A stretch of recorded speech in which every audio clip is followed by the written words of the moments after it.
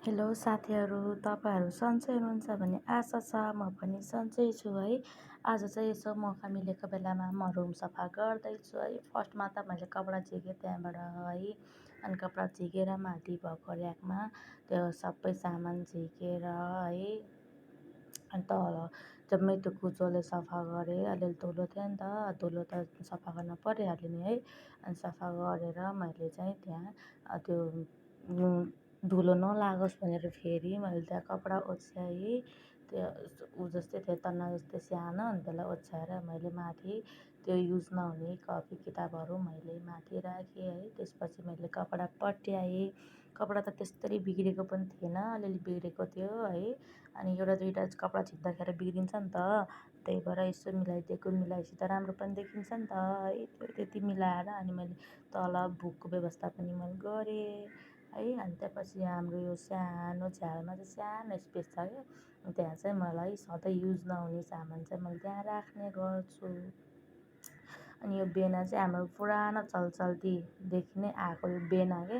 पहिला त पङ्खा हुन्थेन नि त, अहिले पो पङ्खा छ र पङ्खा बिना बस्न सकिन्न। यो बेनाले त हम्किँदा पङ्खा लाउँदा त अनि हातै दुख्छ नि त। अहिले त अनि इलेक्ट्रिकवाला पङ्खा छ नि त है। अनि त्यसपछि अनि त्यो पर्दामा सर्लक्क तानिदियो। अनि तानिदिएपछि चिटिक्क देखिन्छ नि त, त्यहाँ के छ कसैलाई थाहा पनि हुँदैन।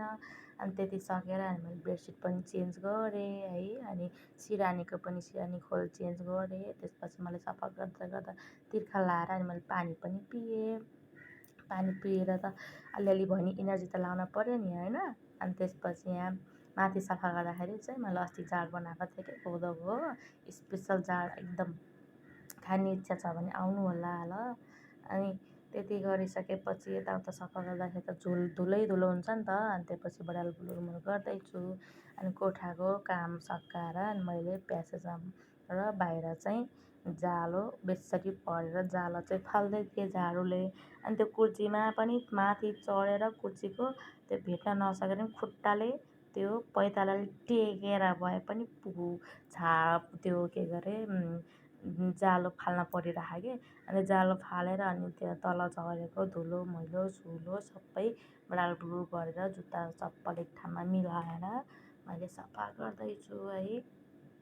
धुलै धुलो त्यसरी त छोड्नु त कुरा भएन है। सफा गर्न थालेपछि त राम्रोसँग सफा गर्न पऱ्यो नि त।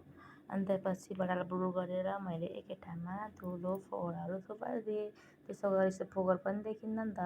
अनि त्यति गरिसकेपछि मैले पोछा लाउँदैछु। पोछा लगाएपछि झन् सर्लक्क चिटिक्क परेको देखिन्छ नि त होइन। अनि पोछा लाएर सकेपछि मैले लास्टमा चाहिँ चुलो धुँदैछु। चुलो फेरि यति फोहोर भयो त्यो त अति त नभनौँ, अलिअलि त्यो भनौँ फोहोरै भयो त्यो। अनि त्यसपछि अलिअलि फोहोर भयो भने चाहिँ त्यो चुलो पुस्ने टालोलाई नै मैले सफा गरेर राख्छु है। साह्रै फोहोर भएको देख्यो भने अनि मैले यसरी नै धारामा लगाएर धुने गर्छु। कपडा धोए जस्तै धोइदिन्छु म त है। तपाईँहरू चाहिँ कसरी धुनुहुन्छ कमेन्टमा भन्नु होला ल। अनि धोइसकेपछि टिलिक्क त परिहाल्छ नि चुलो होइन। अनि धोएर मैले एकछिन घाममा त सुकाइदिएको थिएँ पानी तर्किन्छ भनेर है। अनि पुरा भिडियो हेरिदिनु भएकोमा तपाईँहरूलाई धेरै धेरै धन्यवाद। माया साथ सपोर्ट गरिदिनु होला। तपाईँहरूको हौसला भोलि पर्सि लाले अझै अगाडि बढ्ने मलाई प्रेरणा मिल्छ नि त। आजलाई बाई साथी।